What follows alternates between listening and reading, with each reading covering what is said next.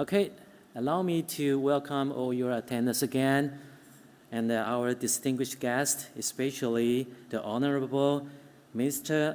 Silk. Welcome. And also all our friends here, I'm not going to mention all of your names, especially for the speakers and also our friends here. I'm going to mention your name, a title later on, trying to save some more time for our speakers' precious presentation. And when we start this, I would like to talk a little bit about the background of the side event. The event has been jointly organized by Marshall Islands and ITRI of Taiwan, and the topic has been titled as the Enhancing Ambitions with International Cooperation Toward a Success 2015 Net Zero Transformation. And we all understand that it's going to be a very critical issues lately, especially for the success of the COP28. It's about how can we assist the developing countries, especially like the island country, to survive the deadly threat of the extreme weather. Especially, we all evidence what's happening in this year. And certainly, the progressive achievement of the loss and damage fund give us some hope. And in addition to that, I would like to also mention that with like the company from Taiwan like OLED, their generous contribution to support all the developing countries' development and the resilience development as well has been very important. And I think that's why they are going to introduce to us to about what their purpose, their ideology, and their achievement too. So maybe we can start from the welcome remark addressed by the Honorable Minister John Silk. Let's welcome the ministers.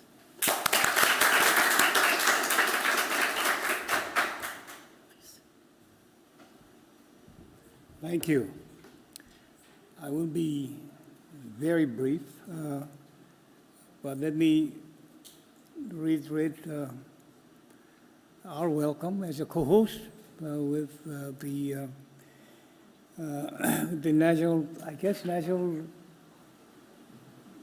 University and ITRI, co-host with ITRI. Welcome to all of you. My good friend Stephen, Zier, representing All Right, and of course we have our Director of Climate, Clarence Samuel, is here with us. Our Secretary of Finance is here with us, Joao Alonso, and of course representatives from the Hong University, and Mr. Jin from the ITRI. Thank you all for coming. I can't name all of you, but thank you all for coming to this presentation this evening, and we look forward to our discussions and exchange with all of you this evening. But again, welcome on behalf of the government of the Marshall Islands and as a co-host with the ITRI. And thank you all.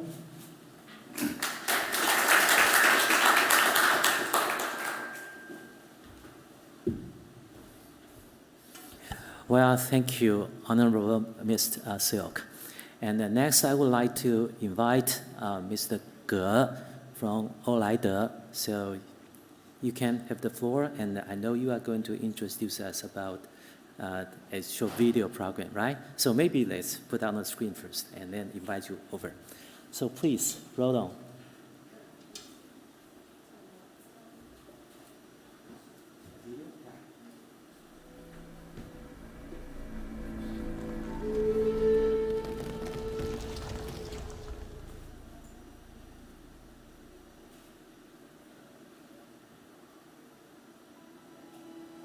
You look out the window and watch the climate change happen.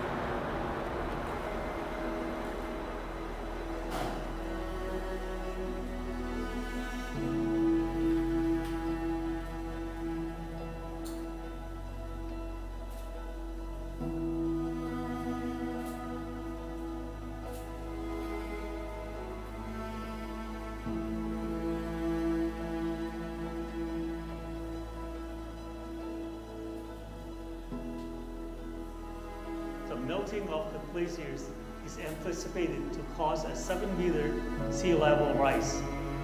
I'm sure one can do the math, but this scenario paints a bleak future for a country like the Marshall Islands.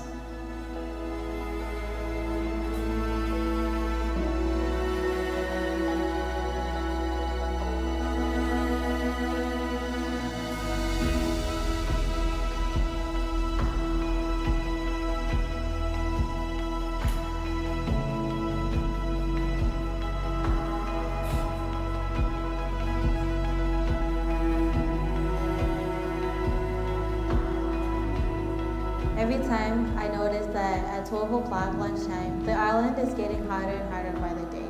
We're seeing extensive droughts. Like right now, we're not supposed to be seeing rain as we've seen the past weeks. So climate change has altered very likely. The more the sea level rises, the less land we get. It's affecting our agriculture. Can't plant anywhere near seawater because the plants are going to die. The peak that used to happen at about February once a year, it's happening almost every other month. Inundation of water into the land, inland water inundating. The water is now next to the people's house. 海水侵蚀已经到，你看哈，到侵蚀到路边来了，一路上都是这样子啊，然后土地的流失哈，那海岸线被侵蚀哦，这非常明显。这个地方的飞机场，我来看到我吓一跳啊，因为你看这里哦，是不是柏油路的机场啊？刚降落的时候呢，其实有些海水都已经打上来了哦，侵蚀它的海岸线呢非常的严重。我们刚沿路看到很多的树啊，都已经往海边那边倒下去了。潮汐的时候呢，这条飞机跑道呢就不见了，就到海底下去了哦，造成他们生活居民上的影响哦非常的大。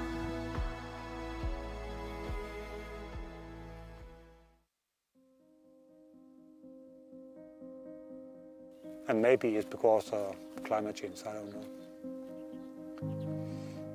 But the climate change could also be positive. So we could grow another species of vegetables.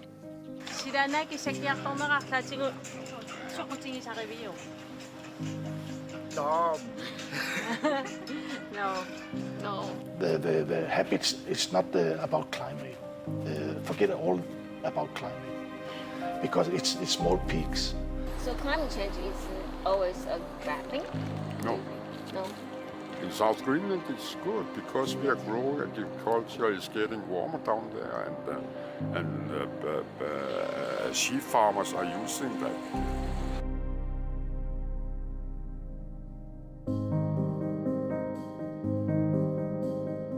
This is good for us. We like that it's getting warmer, and I can see that. I can see why they would want it to be warmer. Some of them said that. Not all of them, but I think there was a few where they said it's actually good that it's getting warmer and that they're welcoming some of the changes.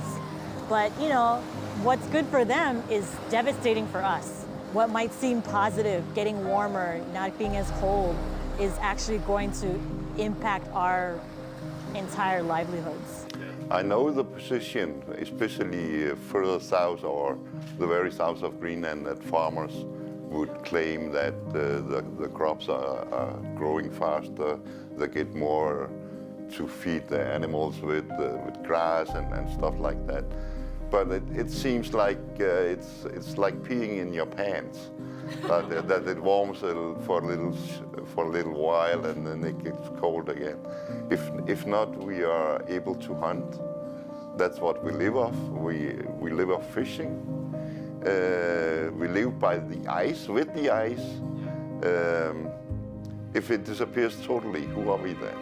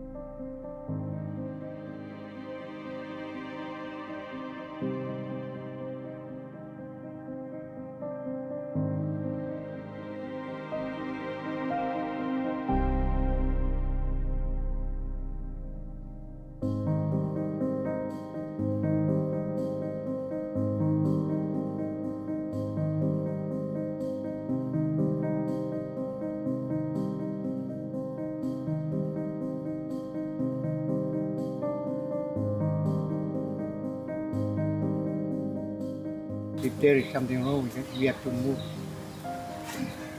leave our island. But you know, this is our homeland and we really love it. We can do nothing. Cannot accommodate all the people here, take them over when there is something wrong. The ice are melting and the sea is rising. Here in the Marshall Islands, we are already experiencing the effect of climate change. And we are on the front lines of this global crisis. There's a saying in Marshall that a man without a land is no man. And for anybody just to come and say, why don't you just move to another high mountain land? They have no understanding of who we are as Marshallese. It's not that simple as just leave your land.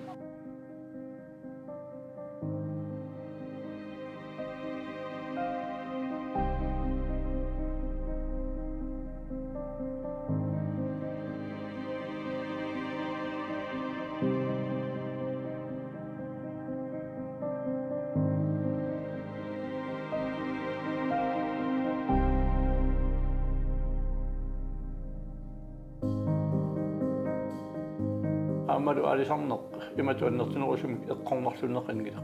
이리와 고시고 이다 지금 But at some point, when the water becomes too warm out here, the shrimp population will then migrate further north.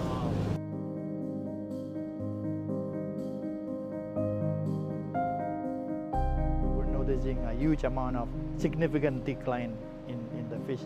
When I was young, we could just go out for an hour or two and we'd catch a lot of fish. Nowadays, you gotta go out real far. But if it warms up, the fish may not be able to be there. You can't fish. If you can't fish, you can't survive. Somewhere it's getting even colder, somewhere else it's getting warmer, the rain is falling more heavily, the storms are stronger, and you know, everything is changing. So it's a global phenomena, and I read somewhere recently that the number of sled dogs, for instance, have been diminishing. Like half of the sled dogs the owners had to kill them because they couldn't afford to feed them because they cannot go on the sea ice anymore.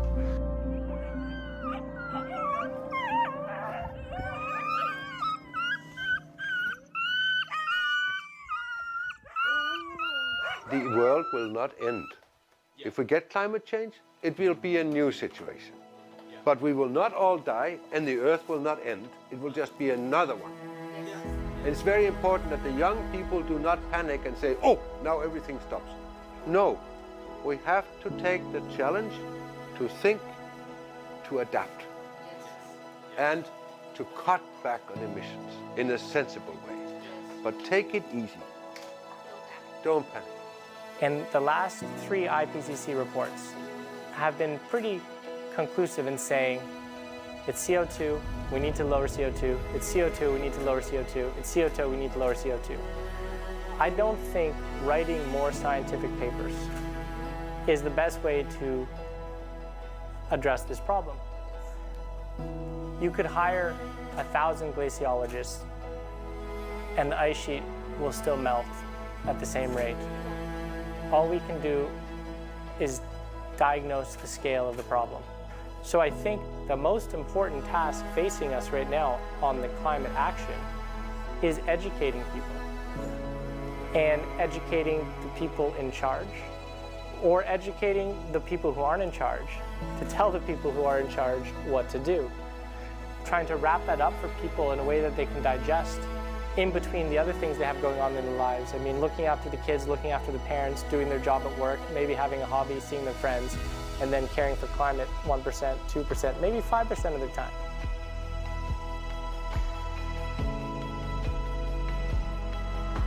A lot of times when we bring up the concept of climate change, they understand what it is.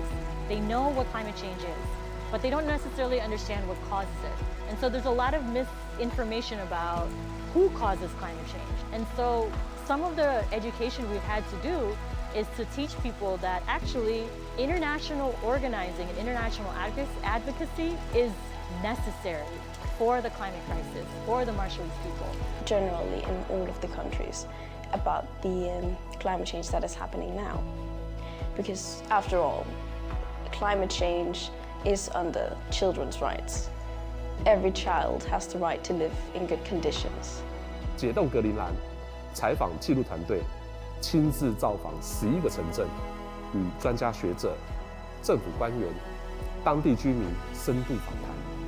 气候变迁已经是不争的事实，因应调适跟积极的付诸行动，才是我们每一位都必须面对的课题。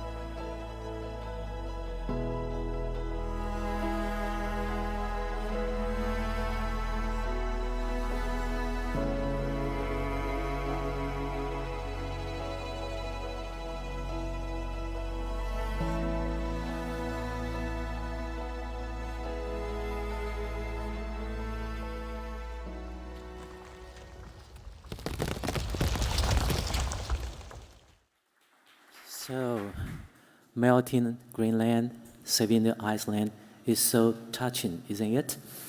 But to those people who live on Marshall Island, it's not just a story, it's live of that. So let's invite the co-founder of Alright, Mr. Ge, to give us the background story about this documentary, please.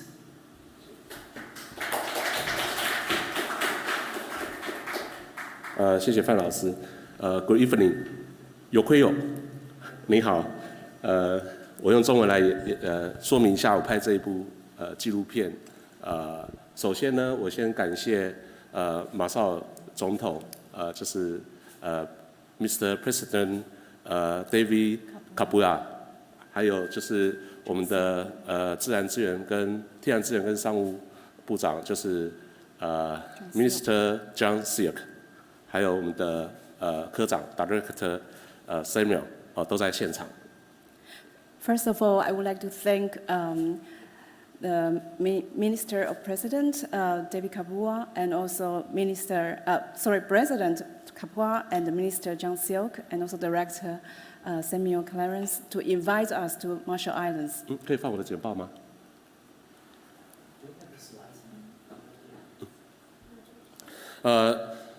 我跟各位报告一下，就是在过去这段时间里面，我们跑到了北极的格陵兰，也跑到了马绍尔群岛，来拍这一部具有意义的环境教育纪录片。For the past year, we've been to Greenland and also Marshall Island to make this meaningful documentary about climate change. 正如联合国秘书长所说的，现在是地球沸腾的时代了。As the Secretary General have been said, this is the era of global boiling. 很不幸的，在今年的4月27号，我们看到 MOA 的报告里面呢，就是我们知道距离1.5度 C 呢是430个 ppm 的突破点，可是今年4月27号我们就测到了427.6个 ppm， 所以预估在未来几年之内，我们很快的就会突破1.5度 C。Yeah, and this year on April 27th, according to NOAA, the carbon dioxide concentration has reached the height of 427.6 ppm. That's about to reach the 1.5 warming threshold. That means 430 ppm. 是，那我们在北极采访 IPCC 的科学家就很不幸的告诉我们，每一秒在格陵兰岛上是1万吨的冰融，1秒钟1万吨的冰融的水，这是每一年、每一天、每一秒的平均数字。According to the scientists from IPCC, told us when we were in Greenland, they told us that every second there's over 10,000 tons of melting ice sheets going to the oceans. 这是一个非常惊人的数字。It's very astonishing number to us. 当格陵兰岛上的冰融以后呢，全球海平面上升7.4公尺，这是 NASA 公布的数字。And according to NASA, when Iceland melts in Greenland, the sea level will rise up to 7.4 meters high. 而我们知道马绍尔群岛呢，平均只有在2米左右的平均高度，这也证明了冰融以后呢，可以让马绍尔群岛是全数的都淹没掉。So as we know, Marshall Islands with an altitude of less than 2 meters. So imagine if all the ice melts in Greenland, that means Marshall Island will all submerge into the ocean. 这1.5度C 的压力呢，足够让马绍尔群岛呢所有的居民和生活都会改变。So that will bring the really heavy impact for the Marshallese people because that's 1.5 threshold is really a profound warming to us. 那这是我们在当地在埃蹦岛的一位小男孩，就知道这件事情后呢，把这个格陵兰融冰的这个高度的牌子，就是挂在他的椰子树上。当挂上去的时候，我们现场的人都热泪盈眶，就是很担心他们的未来。Yeah, thank you, Minister John Silk, bring us to Ebon Atoll. Yeah. And there was a boy over there.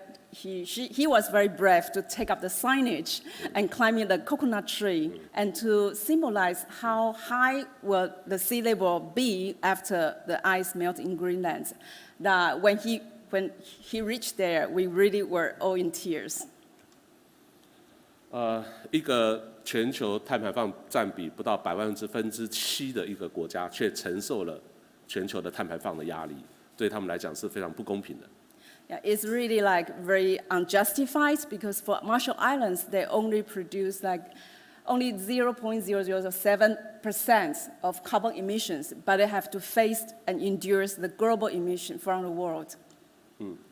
而且全球将近有40%的人口居住在沿岸低洼的城市，那这将影响全球人类的生活。And over 30% of world population live across the coast cities. So if that happens, that will really affect the livelihood for the world. 是，那我再跟各位报告一下，就是我们的姜士可他来自于埃蹦岛。这个岛呢是非常有名的，我想大家看过《浩劫余生》这部电影哦，就当初有一个船难的一个难民，然后就是漂流到埃蹦岛上面，后来呢就是在那边生活呢，几乎快对生命绝望的时候呢，经由附近的岛民就是发现了他，然后让他重生。Okay, and I think we know that Minister is from your ancestor is from Ebon Atoll. And we have read a story, and I don't know if any of you have seen the movie Castaway. It's actually take the story from the real story from Ebon Atoll. A man drifting like for 16 months to Ebon Atoll, and when he was in despair, actually it's the people, the residents from Ebon Atoll to rescue him. So it's kind of symbolized when a man was in despair, and people from Ebon Atoll save him, give him hope. 所以说，这个带给我们一个非常重要的一个寓意在我们在岛上，就是如果我们能够把埃蹦岛救下来，那就等于救下了马绍尔群岛，救下了太平洋群岛，也救下了我们自己。So it gives us like symbolic meanings that if we can saving Ebon Atoll's the sea level rise issues, it's like saving the Marshallese people. It's also like saving us. Yeah. 那么这一次的采访里面，我想跟大家分享最后的心得。I would like to share with you the thoughts after we went to Marshall Islands and Greenland. 对，我非常的尊重马绍尔群岛的人民。I really respect the people from Marshall Islands. 当我们访问他每一个居民的时候，他们告诉我的不只是他们，而是全世界的我们。Yeah, when I interviewed the people from Marshall Islands, what they told us is not about themselves, but about the people on Earth. 所以这次采访让我感受很深。那我也非常谢谢就是让这部影片完成的刚刚的伙伴们。那透过国际的合作，让台湾跟马绍尔也可以在国际的全球环境教育上尽一份心力。Yeah, I would like to thank, and so when I interviewed them, I really feel really touched and moved, and I believe that only from international cooperation can really save the Earth issue and climate change issue. Thank you， 公婆大大，谢谢。Thank you. 谢谢。Thank you.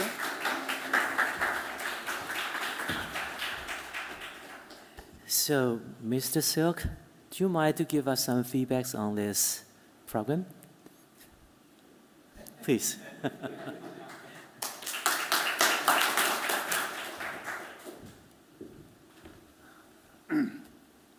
You know, I have a prepared statement that I was going to deliver. I'm going to deliver part of it, but I think I'm going to talk about my own experience. But let me start by saying Yahweh to all of you, and especially to Stephen and his team who came to the Marshall Islands at our invitation to make this documentary.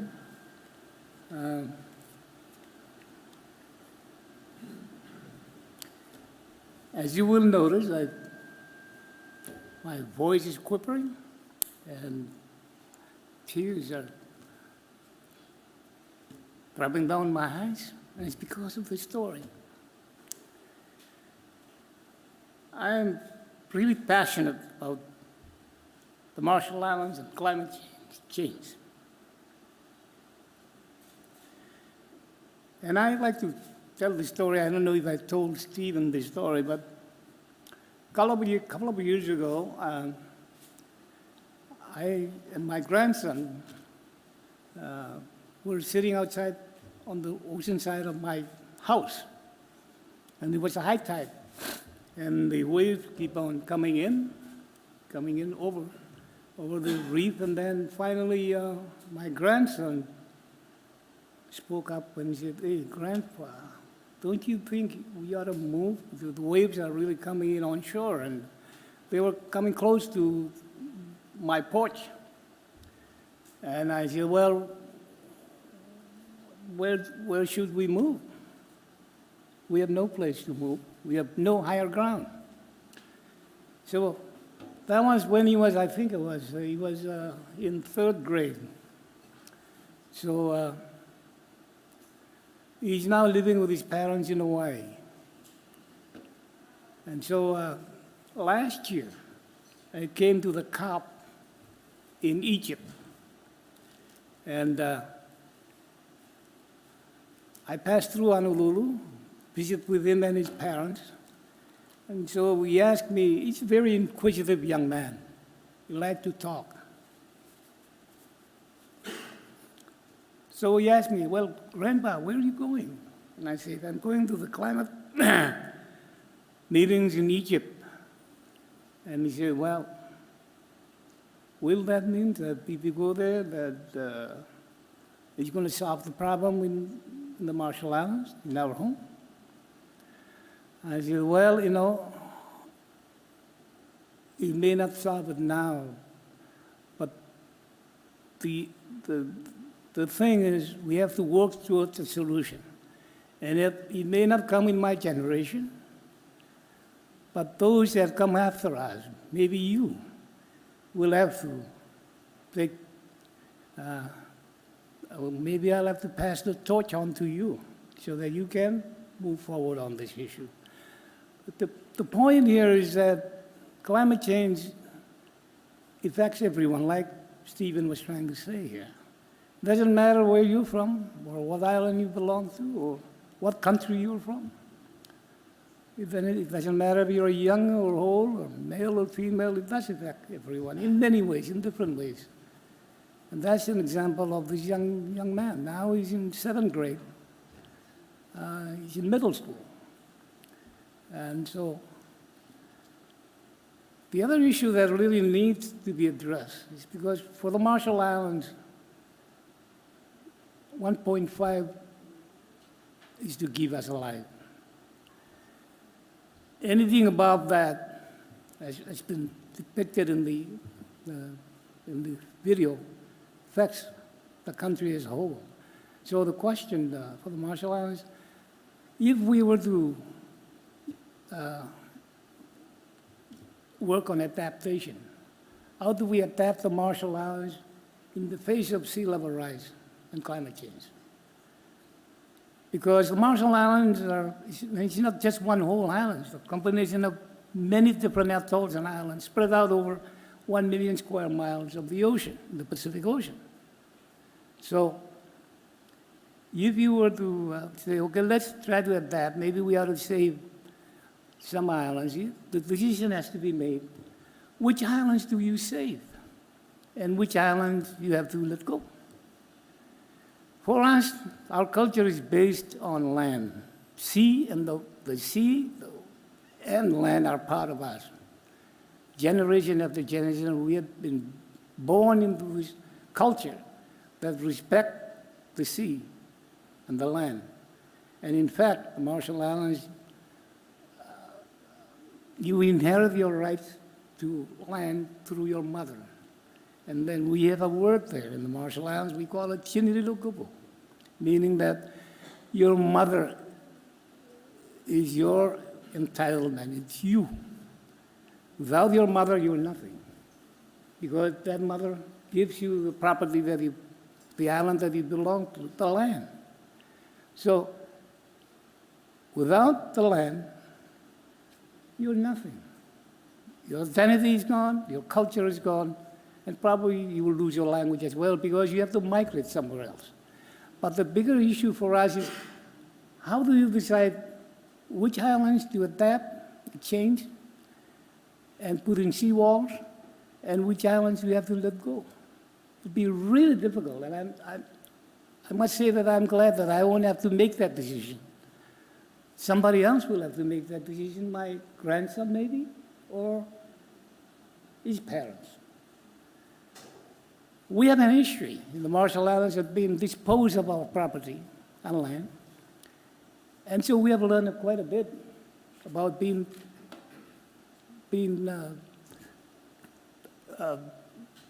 left without attachment to the land. And I'll give you an example of the people of Bikini, people of Eniwetak. These are two atolls that were used for nuclear testing. And some of these people have had to migrate and move somewhere else because their lands have been contaminated, and so they can't go back. So we have an experience with being disposed and being left without any identification as to where your land is. Being displaced as basically refugees. But they're refugees within the Marshall Islands, at least, because the rest of the Marshall Islands you could migrate to. But the thing is, even if you go to, let's say you migrate to Majuro, this is where some of the Bikinians are, and then Witakis are. But they won't feel really comfortable knowing that they're in a property, in a land that is not theirs. They're at the mercy of these people on those lands, on this property. They may speak Marshallese, they know the culture, but they don't feel belong because this is not where they were born. Culture identifies where you are, and your mother identifies where you're from. So that's the story of the Marshall Islands in terms of what's happening now. And the future, honest to God, is bleak. And from what you're seeing on the video, it doesn't look good. I was in a meeting today, and I was listening to all the presentations from many heads of states and ministers. And I got away really feeling more depressed than when I went in, because everything points out to a very bleak future. And I'm talking about the Marshall Islands, but of course, the rest of the world faces the same problem, maybe in a different scale than the Marshall Islands. For us, really the thing is losing your country. Then where do you go when you lose your country? So that's where we are at the moment with the issue of climate change. You know, we have been to these COP meetings for a very long time. I mean, probably since the first COP. And today I told the meeting today, I said, look, we have been to all these meetings, and still the commitments are made and broken. So how long are we going to make these commitments and break them? When are we going to say enough, it's enough talk, and let's really do some real hard work to save? I'm not talking about the Marshall Islands, I'm talking about the rest of the world. Save the rest of the world through the Marshall Islands, basically. The Republic of the Marshall Islands, as you know, is a very small country, but we're very ambitious. We were leaders in our NDC in 2018. And here at the COP28, we'll be publishing our first national adaptation plan. That plan calls that plan will chart our course for how we will respond as we face rising sea levels, changing weather patterns, and as we lose islands and our homes and health are put at risk by emissions of others. So, like I said earlier, at some point in time, the Marshall Islands, the leaders of the Marshall Islands, then we'll have to decide of all the islands in the Marshall Islands, if we were to make adaptation, which islands we must save and which islands we must let go. Forget about them. But if you do that, then what's going to happen with these people that migrate to another part of the Marshall Islands but don't really belong because that's not where they were born. That's not where the mothers gave them the rights to live on. They will always feel like nomads. You know, when the Israelis were sit in the desert for 40 years, at least they were able to finally locate a place where they could call home. But for us, if you lose an island, you'll be drifting in the ocean for the rest of your life. Because you can't call part of the United States home, or you can't call part of the Marshall Islands home, because if you lose your island, you'll be drifting in the ocean, on the ocean, for the rest of your life. So that's the dilemma that we faced in the Marshall Islands. And I want to thank Steve for really projecting this out to the public. I hope this video, makes it out to a bigger audience than tonight. And I want to thank you again, Stephen, and thank you to your team, and thank you, IRI, for bringing us to this evening. Thank you all for coming, and God bless you all. Thank you.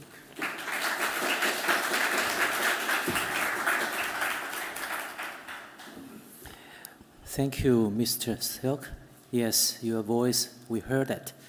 And just like to share with some wording that keep echoing in my brain that I heard from another leader of an island country. And she told us, yes, we are going to stay with my country to the end, but we need to find the way out for our next generation. We need to keep the culture and, just like you said, the mother's identity. So yeah, it's very, very important. And then let's see what the ITRI can do, because to Marshall Island, yes, loss and damage fund may be helpful, but you still need to count on something, especially you start from your own adaptation plan already. You stand still on your feet, and let's see how can we be helpful. And so next I would like to introduce the Deputy General Director from Green Energy and Environmental Research Labs of ITRI. And I think he will start from also another video program to let you know what they did right now in Taiwan for the newly innovative technology, including the resilient technology. And then he will also give some introduction about that too. So please, Dr. Zheng.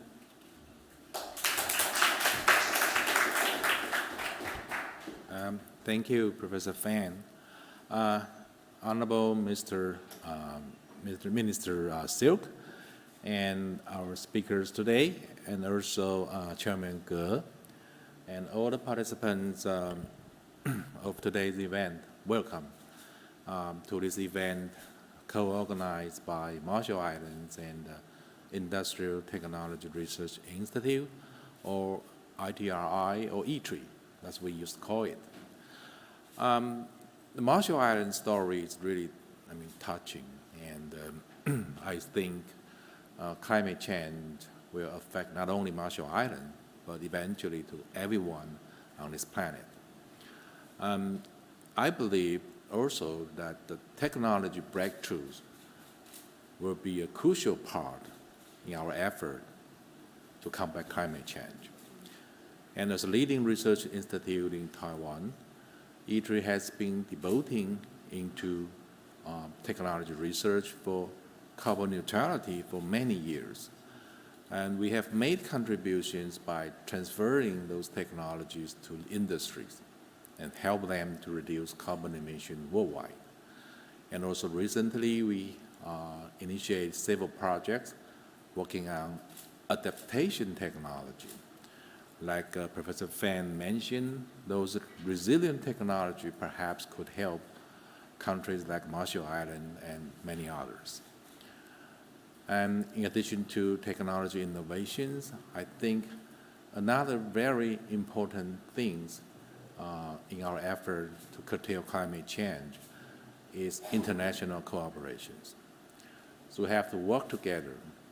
And ITRI has a very good traditions of international cooperations. We initiate a lot of international research projects in every discipline, including energy technologies. So before the presentation today, I'm going to show you a video that showcases one of ITRI's recent examples of promoting international cooperations. We set up a new campus for green energy research. We use that campus as a living lab.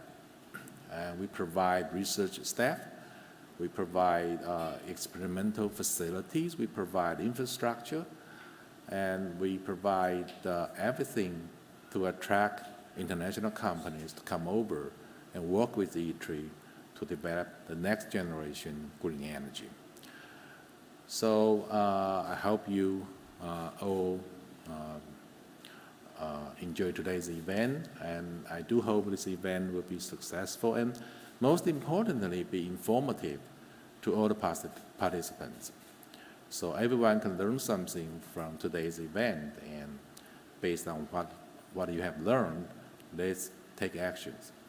Like I said, we can work together, and we need to work together and to combat climate change. And finally, I wish everyone the best, and thank Professor Fan especially to host today's event.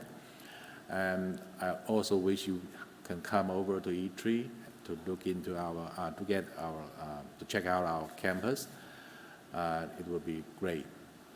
So thank you. Thank you.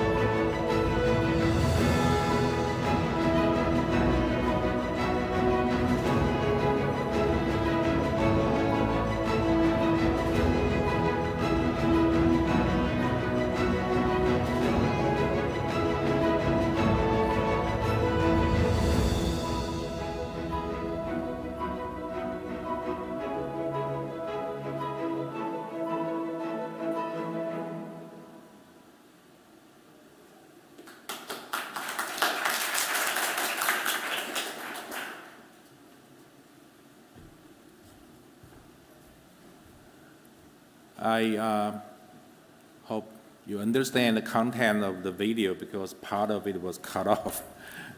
I'm truly sorry for that. That's resolution issues, I guess.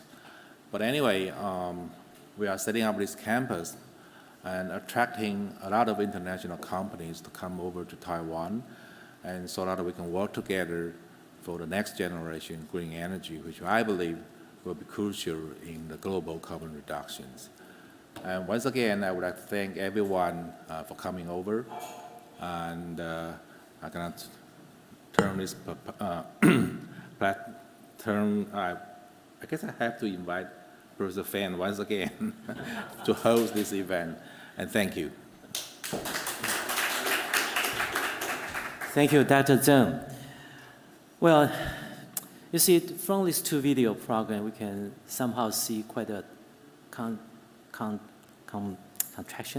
or contractionary, whatever, two kinds of the word in any way.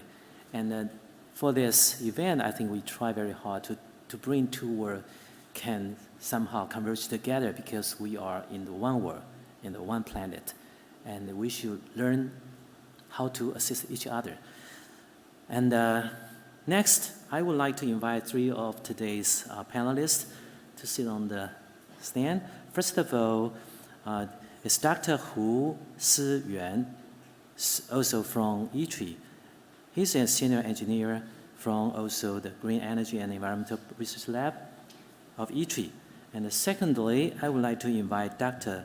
Liu Zeliang, and he's the senior researcher from Zhonghua Institute for Economic Research. And also thirdly, I would like to invite Mr. Yan Minhong, and he's the director from the Department of Technical Cooperation, TaiwanICDF. So, trying to save some time for the very first one. So, Dr. Hu, you can have the floor.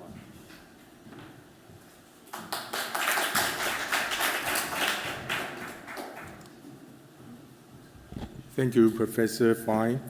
Ladies and gentlemen, good evening.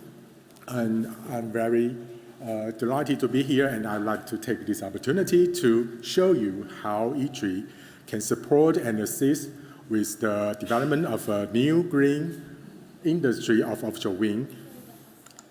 But first, please allow me to make a brief introduction to ITRI. Industrial Technology Research Institute is a nonprofit research organization. It's founded 50 years ago, and is dedicated to provide market-oriented R&D solutions to close the gap between research and commercialization. We have around 6,000 employees. We have more than 31,000 of patents, and we have already set up more than 200 spin-off companies. And the most important mission of ITRI is to facilitate industry growth and transformation. In terms of green industry development, we have research teams dedicated to develop technologies related to renewable energy, energy conservation, environmental protection, as well as low carbon technology. With integration of all these marvelous technologies, we aim to build a healthy and sustainable living environment. And since ITRI works so closely with our energy industry, we've been keeping track of its development for quite a long time. As you can see in this chart, the energy dependency is always around 98%, which is too high. So the development in the beginning was focused on energy security. In other words, we need indigenous energy source. So we started the onshore wind business. But then the Fukushima accident happened. And we realized the fact that energy safety is much more important than energy security. So we decided to get rid of all our nuclear power plants, and we started the offshore wind business. And does it make you wonder in this chart why is the offshore wind developed so differently from onshore wind, and how did it become so successful within such a short time? That's because we promote, not just promote offshore wind installation, but we also promote a whole offshore wind industry. And we make the offshore wind industry profitable so that more people are eager to invest in the market. And I must say that ITRI plays quite an important role to make our offshore wind business profitable. And these are the key aspects that ITRI provides crucial technologies, know-how, and the skills to help our offshore wind market to become more thriving and more profitable. And I will explain each of them in the following slides to show you how we can develop from onshore wind to offshore wind. The first one would be information integration. In ITRI, we divide our wind technology staff into 3 teams to cover 3 different fields of offshore wind. The policy team, the laser doesn't seem to work, sorry. The policy team supports the government, and the turbine team works together with our domestic industry, and the resource team align with other academic or research facilities. In other words, ITRI works so closely with all players in the game so that we can provide integrated information. I will take the simulation and forecast in the right lower corner as a case example to explain a little bit more about what are we doing. And before installing any offshore wind turbines in the ocean, the most critical information we need is the weather condition, because the turbine installation should be completed in one go, so the weather must remain calm and tranquil for a certain duration of time in the following days for a test to be fully conducted. And in ITRI, we combine different numerical models of wind, current, and wave to generate a fully integrated and automated forecasting system. And this is the actual web interface of this forecasting system. It provides forecasts of wind speed, wave height, and current speed, and a recommended weather window. And the results were proved to be accurate, and the service was provided to our demonstration offshore wind projects. And it helped the developers avoid numerous weather challenges. And besides technology, ITRI also accumulates experiences and know-how about the policymaking process. And what we've learned is that the promotion for offshore wind must be divided into different stages to accommodate different scales of offshore wind farms. So first, we start with small demonstration projects, and then we expand the scale to commercial offshore wind farms, and finally turn to a long-sustaining pipeline. In other words, first, we try to prove that it's possible to establish an offshore wind farm. And then, we try to make offshore wind farms profitable. And finally, we secure the future demand to make sure that our offshore wind business will be sustainable. However, the application for offshore wind farms are not always that straightforward and simple. So, for the example here, before acquiring the license to sell electricity, that's the middle one, and the developers must first acquire various different permissions or consents from different authorities. And what's more troubling is that the review of these applications often interfere with one another so that the process can easily be delayed or even halted. And the solution is to establish a single window office to solve any administrative problem that the developers might encounter. And this office happened to be operated by ITRI. Because ITRI is a non-biased, non-profit, and it's a third party without any interest conflict with any stakeholder. So it's easier for ITRI to negotiate with the authorities to provide them with practical information and scientific tools to help them eliminate any concern or doubts so that the review process can be accelerated. Next, infrastructure. Harbors might be the most important infrastructure for offshore wind. We need assembly quayside for turbine installation, and we need foundation quayside for manufacture and export of underwater foundations. And after the offshore wind farm is commissioned, we also need an OM quayside for operation and maintenance tasks. And all offshore wind harbors must consider 3 characteristics: the quayside loading capacity, the storage area, and the logistics. So ITRI cooperates with experts from famous offshore wind harbors in Europe, such as Bremerhaven, Grimsby, or Esbjerg.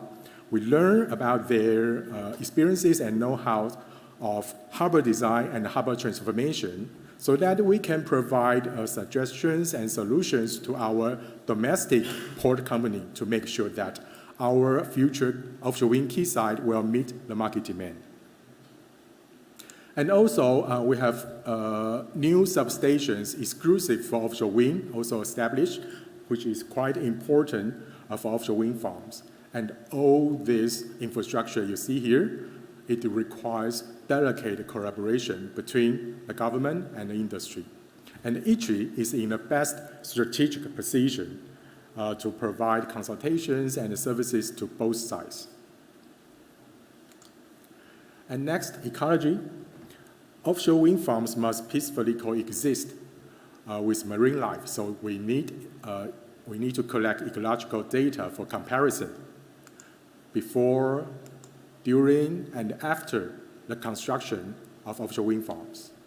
And when offshore wind farms become larger and larger, this issue will be raised to the level of marine spatial planning, and it requires thorough and accurate ecological survey to generate persuasive evidence that offshore wind farms can be friendly to our environment. So, ITRI established guidelines of ecological survey for offshore wind projects, covering measurements from underwater noise, whales and dolphins, seabed habitat, and to fishes and migrating birds. And these guidelines are based on our practical experience of ecological survey on the Formosa demonstration offshore wind farm. That's our very first offshore wind farm. And we made sure that all procedures and the specifications of the guidelines are compatible with international standards so that any developer following our guidelines can easily demonstrate convincing results to environmentalists or stakeholders. Finally, the sustainability. How can we be sure that our offshore wind business will last for long? Well, ITRI has been investigating and monitoring our wind resource for decades, and we suggest to develop offshore wind from the shallow water area to deep water area and reserve this huge area of deeper water for future development. And according to our estimation, the total feasible capacity of offshore wind in the Taiwan Strait area is beyond 21 gigawatts. And this brings us back to this slide in the beginning. We are not only expecting 5.6 gigawatts by 2025. With our abundant offshore wind resource, we are actually expecting 20.6 gigawatts of projects now preparing for the next round of bidding and scheduled to be commissioned by 2035. That will create a steady demand of 1.5 gigawatt every year. So apparently, we not only ignited the market, but also we established a strong pipeline to ensure future sustainability of a long-lasting offshore wind business. As I've mentioned, we don't just promote offshore wind installation, but we promote the whole offshore wind industry. And we promote offshore wind not just for green electricity or carbon reduction, but also for a robust and self-sustaining green society. So a quick summary. I have already shown you that the experiences, technology, and the know-how that the ITRI accumulate and contributed in the development of our offshore wind industry. And I just read an interesting article that the Marshall Islands are also tapping into the offshore wind business. And I believe ITRI can be your best partner to help you overcome any unexpected challenge. And if offshore wind is not what you desire, no problem. For each kind of renewable energy, ITRI has an expert team, just like offshore wind, ready to stand with you and provide our expertise. You can download the slide from the link on the right, and if you want more information about offshore wind in Taiwan, please visit our website of the single service window for wind power. That's my presentation. Thank you very much.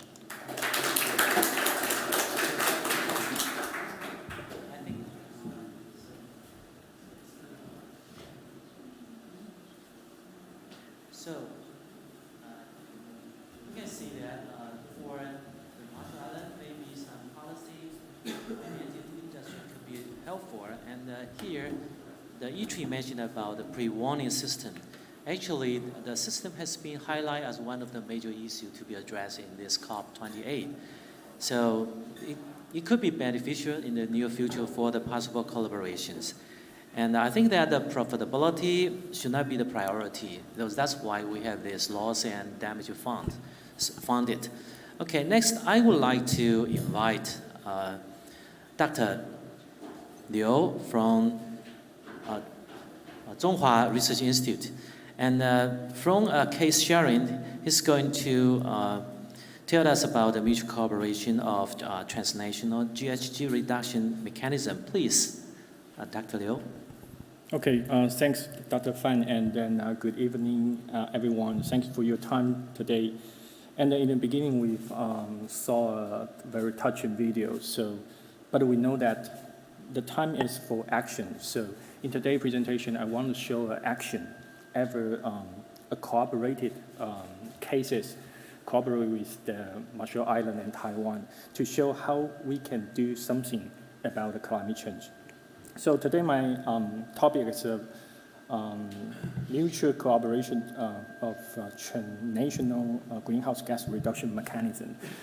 And then in the case, we found that I will briefly discuss from the perspective of a mutual benefit based on the past energy efficiency improvement program in Taiwan and the Marshall Island that we have cooperated on.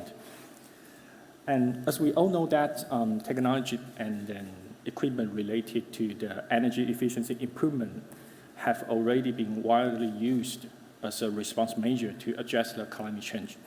However, the characteristic of this technology, apart from being highly mature and then commercialized, ready for accessible, and then the most important aspect is that there's from an economy aspect. They can bring the negative payment cost in winning a project life cycle time. However, despite the aforementioned advantage, we found the major challenge of this kind of project is that they need the initial significant capital investment in the initial stage. So it could bring some barrier to the maybe the general household or even the small medium enterprise because they have maybe they have sufficient money to support this kind of equipment. Usually, we found that the people doesn't have the we say that they don't replacement their equipment because they have no sufficient money. So before it becomes unusable due to the malfunction, they will not change their using behavior of the equipment. So under the background between the 2020 to 2060 to 2020, we hold a program with Marshall Island. We call the Marshall Island Household Energy Efficiency and Renewable Energy Program. And then the major stakeholder in this program is the Taiwan International Cooperation and Development Fund. We call the TaiwanICDF. This team until now is represent Taiwan to be the helper internationally to be the to help our friend, our partner, provide a solution to their problem. Of course, our purpose is to enhance our friends' social welfare. And in this case, the executing entity in Taiwan is TaiwanICDF. However, the counterpart in the Marshall Islands, including the Ministry of Finance and then the International Developing Bank, Marshall Islands. And then the local helper is the Marshall Energy Company, MEC. So we found that the operational model of this program is that the primary approach of the operation of this program was based on the project financing and loan support. So the TaiwanICDF extending 4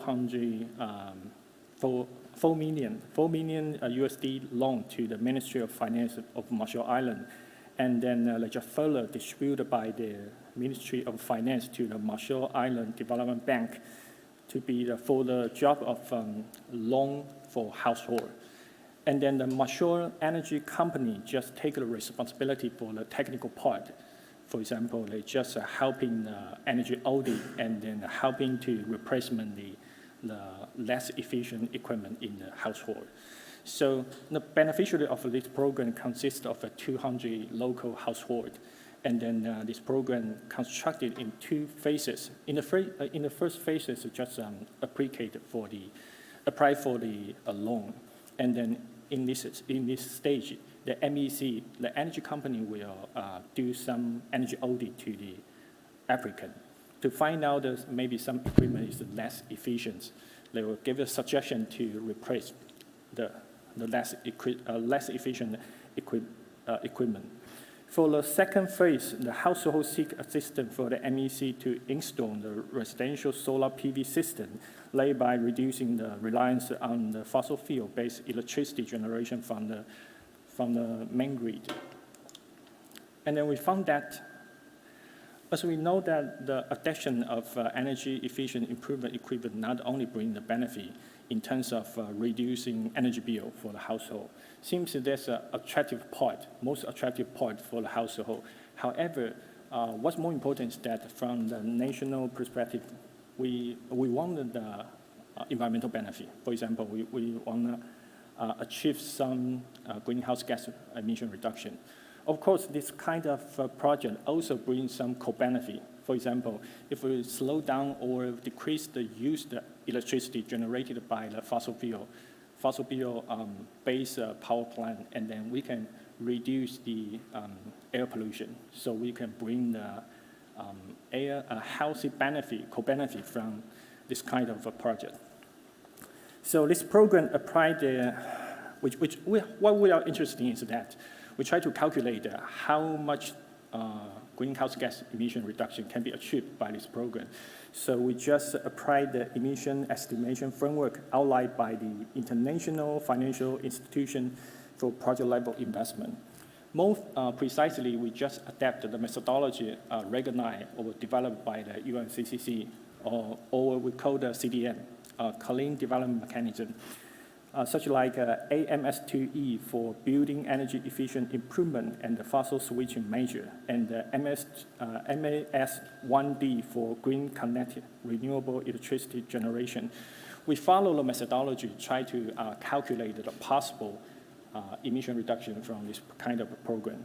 According to our estimation, we found that if our program just well operated, and then every year we can bring almost 992 tons CO2 equivalent every year. That's our environmental aspect benefit. Of course, I think it's worth noted that the emission reduction of this program just for the self-deprecated, and then have not just invited third party, verification body to verify our performance. So as a result, the program have not joined any international voluntary reduction mechanism, such like a CDM or VERA, gold standard, something like that, to obtain the possible carbon credit. So that's a must. Since the Article 6 under the Paris Agreement have been launched, will be launched in the future.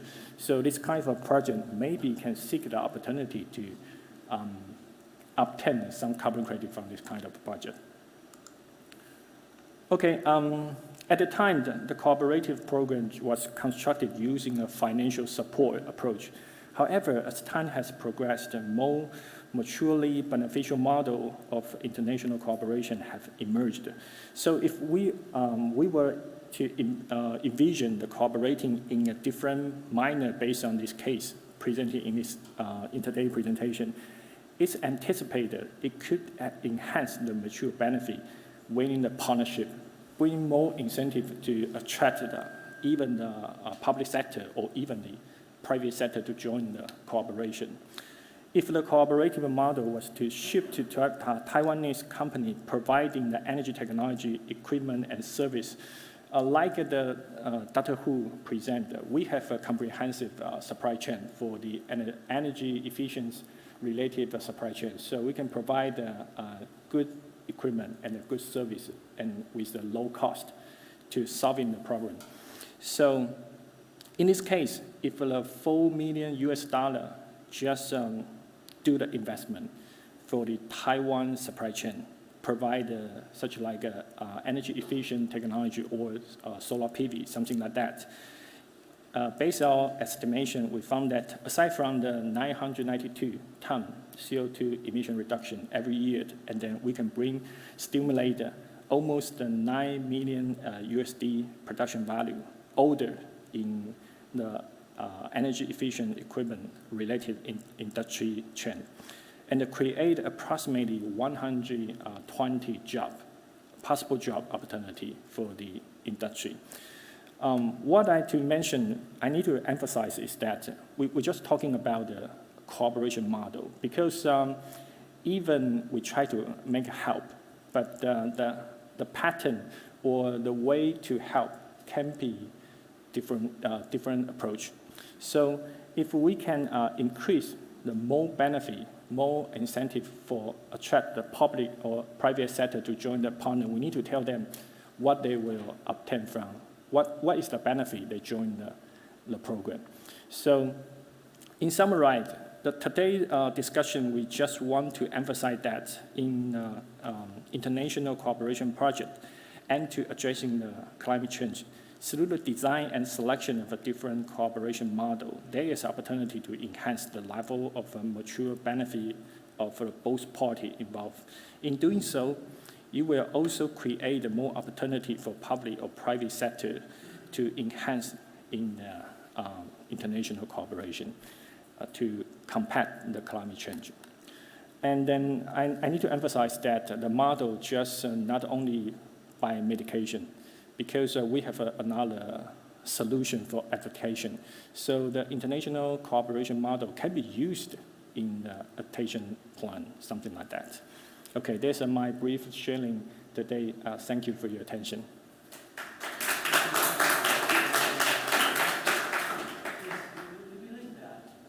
The key finance can serve as the foundation to help in promoting the people's care, related supply chain value, decent jobs, and also the GHG reduction as well. So it's an excellent case that done in Marshall Island. It could be a good experience for the collaboration between Marshall Island and I think Taiwan and the ITRI. So next, I would like to invite Mr. Yan and from TaiwanICDF, and he's going to share with us the enhancing low carbon transformation and the resources efficiency by innovative technology utilization in development projects. Please, you can have the floor now. Sure. Okay, thank you very much, Professor Fine, for your kind introduction. And good evening, ladies and gentlemen. It's really good to be here. And first of all, I would like to express my special thanks to ITRI and the government of Marshall Islands for co-hosting such a great event and to have ICDF to be part of it. And when I firstly being informed, I'm going to be one of the panelists in this panel discussion. I've been thinking about what I can contribute to this panel discussion as an international development practitioner to talk about ambition.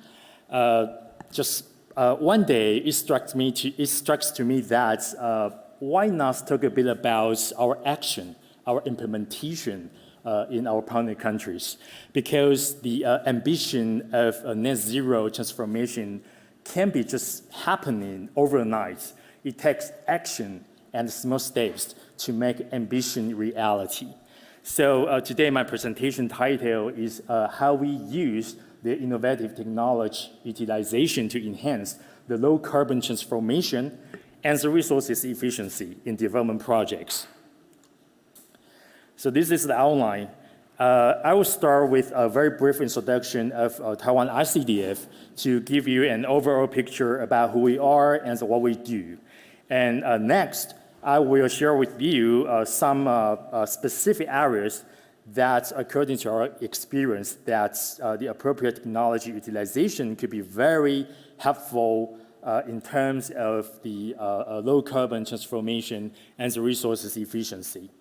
And next, I will share with you some specific project cases and in certain target actions. And to conclude, I will wrap up with some prospects as conclusion as an international development agency for you to take away. So ICDF is the short version of International Cooperation and Development Funds. We are the official development assistance agency of Taiwan, and there are some peer organizations in the world, as you know, like USAID to United States and JICA to Japan. And our mission is to support our ally countries to enhance their socio-economic development and support them to address various development challenges. And as an internationally operating organization, we currently have 21 technical missions in 20 countries. And in this regard, we think this is one of our core strategies because we dispatch our own experts on the grounds in our partner countries to make sure our work could be very down to earth and to fit into the local context. And our strategy is to apply Taiwan's comparative advantage to respond to our partner countries' needs, and through the approach of integrating public and private sector resources. And so our ultimate goal is to strengthen the cooperative partnerships between Taiwan and our partner countries. So what we do and how we deliver. The development is a very wide area. There isn't any single organization could touch on all the development issues. So we focus our resources in the 6 priority sectors. They are agriculture, education, environment, small and medium enterprise development, public health, and information and communication technology. And what is very important is that these 6 sectors are keys to Taiwan's successful transformation from a recipient country to a donor country. So this is what I mentioned earlier, that we apply Taiwan's comparative advantage to support our partner countries. So for delivering this, the development results in these 6 sectors, we have 4 operation tools. They are technical cooperation, education and training, lending and investments, and humanitarian assistance. So among this broad and very wide range operation scope that we have in ICDF, I would like to bring your attention to 3 subcategories that we have, and according to our experience, is very useful for the low carbon transformation. The first one is the circular agriculture. As you know, the importance of agriculture has never been so significant in this climate change era. And agriculture is also one of the main topics that Taiwan contributes to the international development. So we have been engaging in the agricultural sector for more than 6 decades. And our agricultural work is actually evolving and adapting to the changing environments, especially to tackle the climate change. And the second subject is the solid waste management, because especially in the small island developing states, due to their very limited land mass, the solid waste causes a very huge challenge for them. So we introduced Taiwan's experience to support them to tackle this solid waste challenge. And the last one is the public service transformation. We use the IT tool to promote access and inclusion of people, especially to transform and modernize the public service of our ally countries. And in the following several slides, I will walk you through some project cases that we have in our partner countries. The first one is the circular agriculture in Marshall Islands. As you know, the agriculture is a long-standing cooperation subject between Taiwan and the Marshall Islands. We are the only one foreign aid organization that we have our own demonstration farming sites in the Marshall Islands. We currently have 2 sites, one in the main atoll, Majuro, which is the Lola farm, and the other one is in the outer island, Guajaland. And you know, just like I mentioned earlier, one of our core strategy is to have our own team on the ground. And this is very important and significant for the small island developing states. Since we have our own team on the ground, so we could make sure our work could be adaptive to the local challenges. And currently, we promote 2 projects. One is the enhancing nutrition balance through agricultural production projects, and the other one is livestock expansion project. And you know, the agriculture in small island states has double benefits. One is for the food security, especially in the past 3 years. We all have witnessed the importance of local production when it comes to the COVID lockdowns, the climate change, and the conflicts. And the other benefits of agriculture is the nutrition enhancements, because we know that the non-communicable diseases are actually impacting the human capital of the small island developing states. But as long as we know the importance of agricultural developments, but agriculture is also one of the main greenhouse gas emissions according to the analysis. So how to increase the how to increase the outputs of agricultural productivity, and in the meantime to reduce the inputs and to reduce the carbon emission is one of the challenges that we have in Marshall Islands. So we have double measures. One is the circular economy, because the waste of one project could be useful or quality inputs for another project. For example, we use the waste, the pig manure from our livestock projects, and we invest into our horticulture projects to make compost and inputs in the vegetable and the fruit production to reduce the imports of agricultural material from outside. And the other measure is the solar panel, because we know the operation of farm could be very energy consumptive. So we set up the solar panel to reduce the energy consumption from the fossil fuels. And the other solid waste management is another area that we have in the Marshall Islands. And this is also an extending benefits from our agricultural work. We collaborate with the College of Marshall Islands to set up a processing facilities in the college, as we import some Taiwan-made solid waste processing machines. And we work with the local community and the church and the school to collect the waste plastic bottle. And we send this plastic bottle and transform them into the trays and the pods, which is useful for the cultivation. And then we provide the seedlings and the compost that's fabricated by Taiwan Technical Mission, and combine these 2 things and promote to the local citizens to encourage them to grow their own vegetables and the plantation. And another solid waste project is in the Caribbean island states, which is the St. Kitts and Nevis. We raise a lot of public awareness training programs to the local people, and so we work with the local supermarkets to set up the collection points and encourage the local people to send back those plastic material they have bought from the supermarkets. And so we, again, we collect these plastic bottles and send it to our processing facilities and hope we can reuse this solid waste plastic bottle again. And in addition to those technology engagements, we also value the capacity building a lot because we want the projects could be sustainably operated in our partner countries.